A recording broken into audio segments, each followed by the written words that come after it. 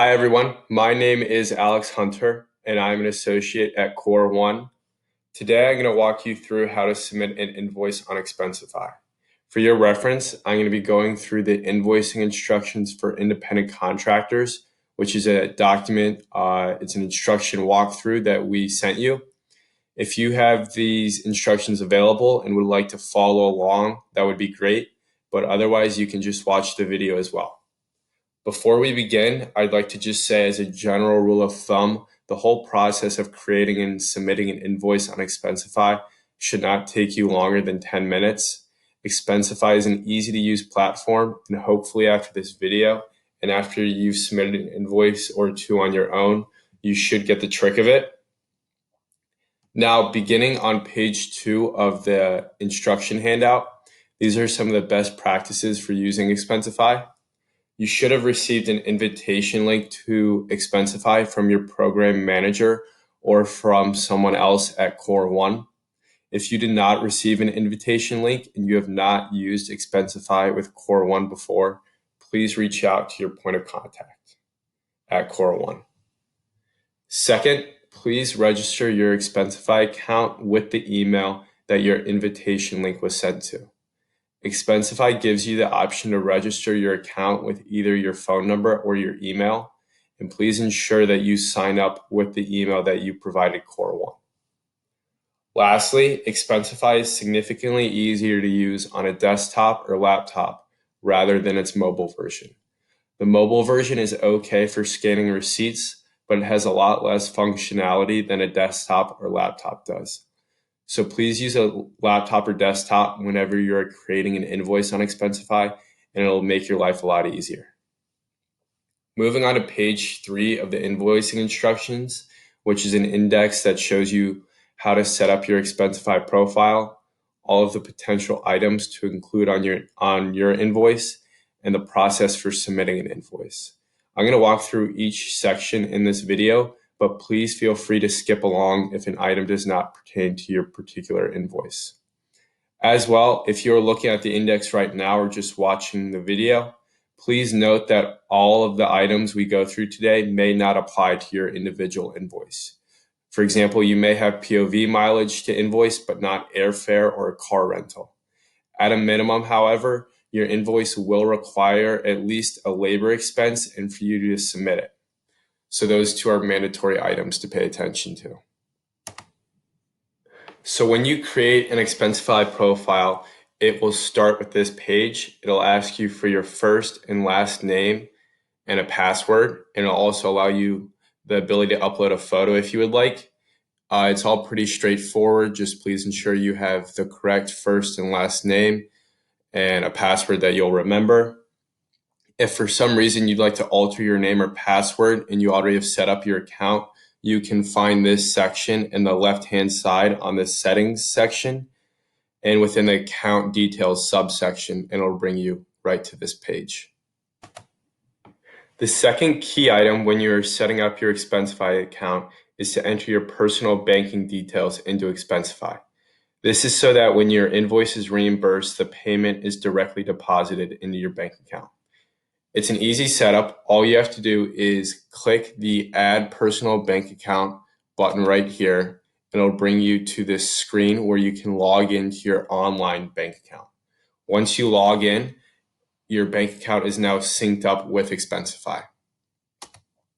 If you have to alter your bank account details as well, this is the section where you would do it, and you would just merely delete your old bank details and enter a new personal bank account. This section can still be found within the settings section on the left-hand side. You would go to your account, and then you would go to the payments subsection. As long as you have the correct name listed in your Expensify profile and you have your personal bank account details entered, your profile is now set up and you can begin submitting your invoice. However, before you start creating any type of invoice, please verify that you are using the correct policy. To do this, click your name in the top left-hand corner of your Expensify screen up here. At the bottom of this drop-down menu, it'll show you which policy you are currently logging under. So right now I'm logging under Alex's expenses. The default policy is your personal policy. So in this case, Alex's expenses. If I continue to log my expenses while Alex's expenses is selected and I try to submit my invoice, Core 1 will not receive it because that policy is not tied to us.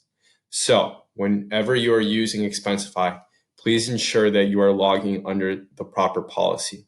You can see now that I'm going to switch from my policy to Phoenix ICs. It'll refresh the page. If you go back up, you can see Phoenix ICs is now selected. This is also the place where you can switch in between policies if you support various Core 1 programs. For instance, if you work both Eagle, Phoenix, maybe Raven, or another program, whichever invoice you're creating for that specific program, please be sure to verify that you are using the correct policy at the start of creating your invoice. Now it is time to start building out your invoice, which begins with the only mandatory item that any invoice requires, which is your labor. To do this and to create any type of individual expense, please make sure that you are in the expenses section of the left-hand side of your dashboard. From there, you can either click this green plus, or you can go to the top right of your screen and click New Expense, and then hit Manually Create when you are creating your labor. And that will bring you to this pop-up screen. Beginning with the first line item, you're going to enter daily rate in your position. Your position may be SRP, TI, ECG, whatever it is. You're going to type in daily rate and then your position. So I'm going to say daily rate dash SRP. Then you're going to enter the last date that you worked. This field only gives you the ability to enter one date, so that you're going to pick the last date that you worked. So let's say I worked February 24th, 25th, and 26th. I'm going to select the 26th. The next line item is the total, and you're going to enter the total amount that you are owed. So the days that you worked multiplied by your day rate. So let's say my day rate was $100. I worked 3 days. The total I would be owed is $300. The next line item is category. And the category for that is going to be Independent Contractors. You don't have to do anything with the attendees or the reimbursable. Those are already pre-filled for you. And then the description is where you should provide sufficient details and dates to explain how you got your total amount, just to provide some context for us. So for example, I worked 3 days. I would do labor for 3 days worked at $100 per day. And then I would give the date range of which I worked. So it would be February 24th through February 26th. Once I was finished there, I would hit save. And then you can see in this section, my first labor rate is now successfully entered. Now we're going to continue showing how to log different types of expenses, and we're just going to go in order that the index is on the invoicing instructions. So the next thing would be entering your lodging. Again, this may not apply to you, but I'm just going to show you how to do it if it does apply. So it's very similar to entering your labor. You would go up, still in the expenses section, you would click New Expense, Manually Create. The merchant name would be at the hotel you stayed at. So let's just say I stayed at the Hilton Garden Inn. That would be the merchant. Again, the date would be the last date that you stayed at the hotel. So let's say my last day staying there is today, February 26th. I would enter that. I'd enter the total amount. Let's say the hotel was $200 a night. I stayed there 3 nights, so it's $600. The category for this would be ODC Travel. So make sure you have the correct category selected for that.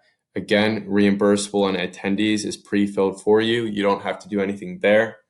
The description, please, again, show us how you got that total by including the dates you stayed there, the number of nights, and the rate per night.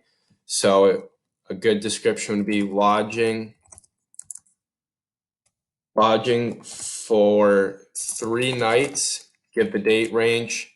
So the 24th through the 26th at $200 a night at the Hilton. And you would also need to attach your invoice for this receipt. You can either save this as a document on your computer and upload it. You can import it from your computer and it would just go to your files section and you can attach it that way. Or you can use your mobile device and scan a receipt that way and it would automatically upload it to Expensify for you. But if your individual expense is over $75, we need a receipt. So please ensure if the total is above $75 and it's not your labor per diem, that you have a corresponding receipt to go along with it. I obviously don't, since this is a made up lodging expense, so I'm not going to do that. But after I attached a receipt and this is all squared away, I would hit save. And you can see that we are slowly building out our invoice. Moving along, the next item that we would need to enter into our invoice would be our per diem. If you're traveling, you have to enter 2 different per diem entries, one for your travel days and one for your work days. So we're going to start with our travel. And so how you would do that is you would go up to new expense and you would click the per diem section, which would bring up a slightly different pop-up. So for travel, you travel in on one day and travel out. So the quantity is 2. You would select the location that you worked at. Let's just say I worked at Philadelphia, PA. Since it's a travel day, you get 75% of the per diem. You'd enter your last travel day. So if I worked the 24th, 25th, and 26th, my travel days would be the 23rd and 27th. So I'd select the 27th as it's my last travel day. The amount is pre-calculated for you. The category would be ODC travel. And in the description, you'd write something along the lines of per diem for 2 travel days, and you would give the dates that you traveled. So I traveled on, let's go up and check, the 23rd and the 27th of February. So give a description with the dates that you traveled. Again, you don't have to submit a receipt for this since it's per diem. You would hit save. And so that would be your per diem for your travel days. However, you'd have to go up and do another per diem entry for your work days. So you'd go back up to new expense, hit per diem again. I worked 3 days, so the quantity would be 3. I'd go down and select Philadelphia at 100% because you get 100% per diem on the days that you worked.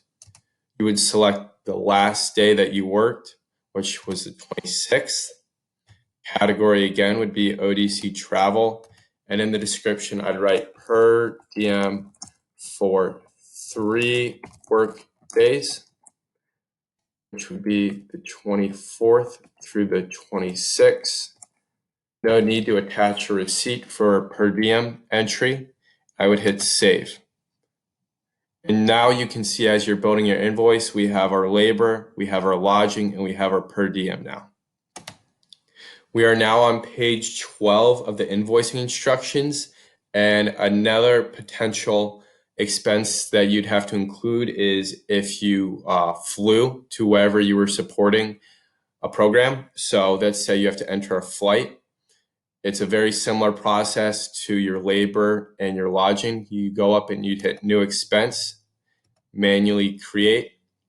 you'd enter the merchant name, which would be the name of the airlines. Let's say I flew United. And let's say it was a flight that went to Philadelphia from Dallas, and then a flight from Philadelphia to Dallas. You'd click on the date that you traveled back. So my two travel days were February 23rd and February 27th. I'd select the 27th. The total amount that the airfare cost, let's say it was $450. Category would be ODC travel. The attendee, you don't have to worry about that. And then in the description, let's say a good description would be round trip. Sorry, I can't spell. Round trip economy class flight on the 23rd of February and the 27th of February from Washington Dulles to Philadelphia.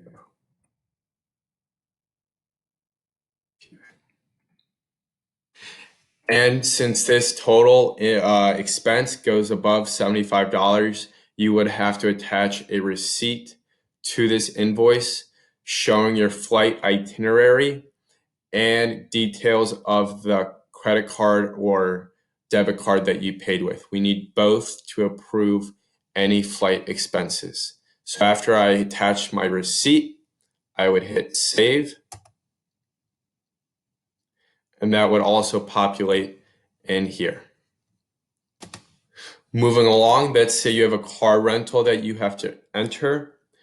It's the same process. You go up and hit new expense, manually create. Let's say I rented my car from Enterprise. The merchant name would be Enterprise Rent-A-Car. I would select the last date that I rented my car, which would be the 26th. I'd enter the total amount. Let's say it was $50 a day, $150. Category would be ODC travel. And in the description, let's say a good description would be compact class car rental, and then give the date range that you rented the car. So that would be for me, February 24th through the 26th at $50 a day. And again, you would have to submit a receipt for this invoice, which you would do right here. Then you would hit save. Now let's say instead of renting a car, you use your own car during an exercise or to get to an exercise, and you have POV mileage. You would go up here to new expense, and you would go down to this distance section, and there are two options for creating POV mileage. You can do manually create, in which you would enter the distance that you drove. So let's say I drove from my house, which is by Dallas, to Philadelphia, and let's say it was just 200 miles each way. I would enter 400 miles. Rate, if you drove it in 2020, which I would have, you'd select the 2020 rate, the last date that you drove back, and if I was driving this exercise and my travel dates were the 23rd and the 27th, I would select the last date that I drove. Category would be ODC travel. And in the description, I would do round trip POV mileage from residence in Chantilly, VA to Philadelphia,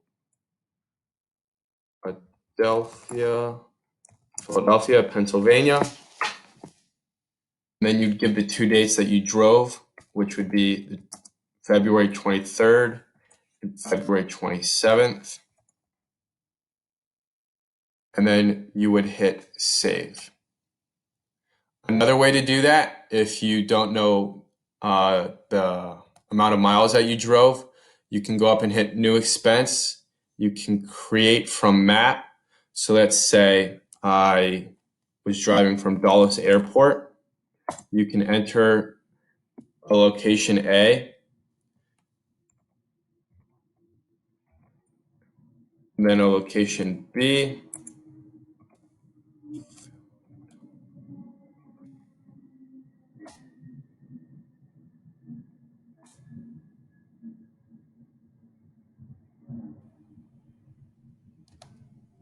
Update after you've entered the two locations.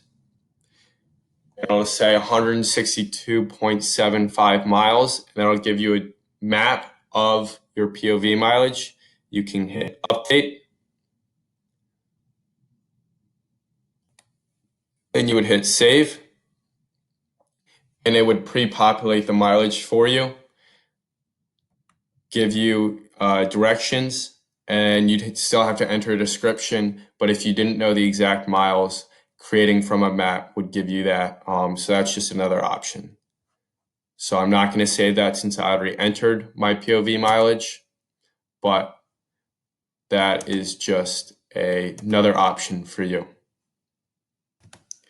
Lastly, if I had an expense such as parking, a metro ticket, tolls, anything that's kind of miscellaneous, you would just go up to new expense. You would hit manually create. And let's say I have a parking expense, parking at the Roslyn Metro. I would enter the date that this parking occurred. So let's say I parked at Roslyn Metro today. I'd enter the total amount, $5. Category would be ODC travel. And the description would be parking at Roslyn Metro for supporting training exercise. To just give a brief detailed description on what this other expense was for. Oh, and sorry, this should be ODC other. So whether it's a toll during the exercise, just give a brief detailed description, upload the receipt if you have it, and the receipt is required if this expense is above $75. And so after you did that, you'd hit save. So now that we have all of our individual expenses, and you can scroll through and see all the ones that we've logged so far. So my labor, my lodging, my work per diem, my rental car, my parking, my travel per diem, my airfare, and my POV mileage. Again, you may not have all of these expenses. I just went through all the potential ones that you may have. And so now I've entered all my individual expenses. I am ready to submit my report. So how you do that is there are check boxes next to each individual expense right here in the top left-hand corner. And I would go down and check all the relevant expenses to this particular invoice. And after you've created a few invoices, you may have expenses that don't apply. So just make sure you're checking the ones that you want to submit on this particular invoice. After I've checked off all the relevant expenses and they're highlighted in yellow, I'm going to go up to add to report and I'm going to hit new report. From new report, it'll bring you back to this screen, but go to your report section on the left-hand side and you'll see this report. You'll open it up. You may have more than one report if you've submitted a few invoices, but select the invoice that you just created. It'll bring you to this screen. It'll have the total amount. It'll have the classes, customers, first travel date, the last day of travel, and it'll give you an overview of all the invoices and a breakdown. So you can see your labor in the independent contractor section, parking in the ODC other section, and then all your travel expenses. So please ensure that all your individual expenses are in this. If not, you can go back to the expense section and add them to this report that we just created. And if there are any fields that you need to fill in, they'll be highlighted in red. So let's say I was submitting this to Phoenix 007. I would select that. I would make sure my first travel day is correct, which would be February 23rd. And my last travel day would be correct. Now, I would do a final check over to make sure it was all good to go. And then once I was happy with it and all the fields are properly filled out, I would go up to submit up here in the top left-hand corner. The 2 is already going to be pre-populated for you. You can CC your email if you'd like. So I'd enter my email and that would send me a PDF copy of this report. You don't have to, that's just an option. And then you click send. And now your invoice will go from open status to the processing status. And that means Core 1 successfully has your invoice and we will begin to process it. And you have nothing left to do.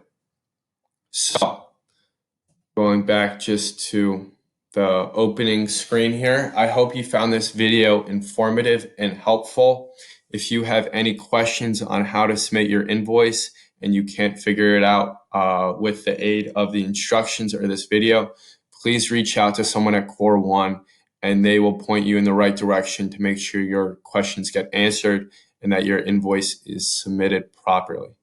Thank you very much for your time, and I hope you have a great rest of your day. Thank you.